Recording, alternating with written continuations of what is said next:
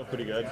Bounced back pretty quickly, quicker than expected. So, yeah, I would love to get out there. Just with the games that you guys have had so far, including when you weren't in, I mean, the compete is there.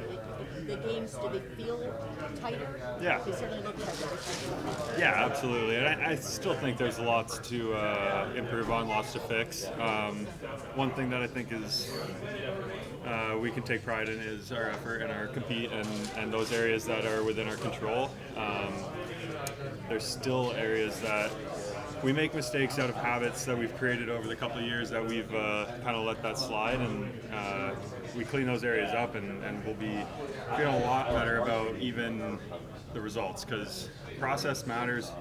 You can win a lot of games with a bad process, but as long as your process is there, you can feel good about what you're putting on the ice.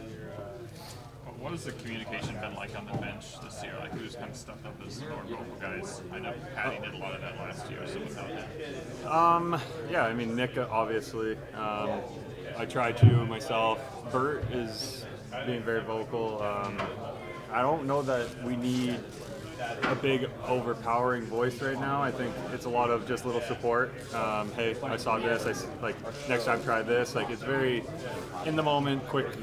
Let's talk about this. And then we've got 5 coaches on the bench that also give us feedback, give us communication right away. So there's a lot of those little situations. We don't need a big booming voice yet. You know, when things get dire, that's when that needs to happen.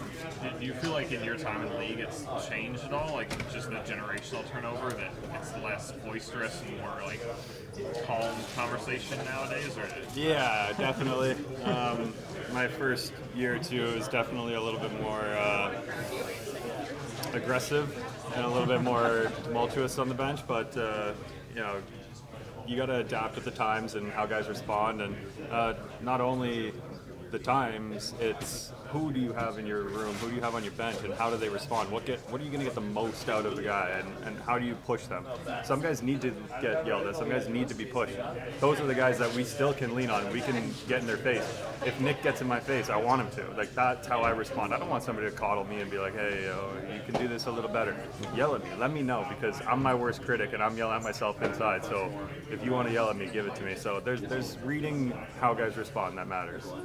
That game the other night with the 14 penalties, like, how much do you attribute that to, like, a team that is maybe in some of the players learning how to compete within the lines and being harder on the puck than maybe in the past? Yeah, that's tough. Like, I don't know that that's a fair excuse. A lot of the penalties were veteran guys, or guys that have been around for at least a few years that know better, or you know, it's partly putting ourselves in situations that penalties can be called and giving the refs too much of a chance to do their job. You know, if you're hard on your stick and you're hard in the battle, you know, there's times where we can say, all right, you know, it got a little bit out of hand, but at the same time, we're going to take pride in our teammates, we're going to take pride in ourselves, and you know, Bedsy penalty, he's got fire. Krevy penalty, he's stepping in to defend a guy. So there's times where, you know, we'll take those penalties, and it is what it is, and we'll rely on our kill to do what they got to do.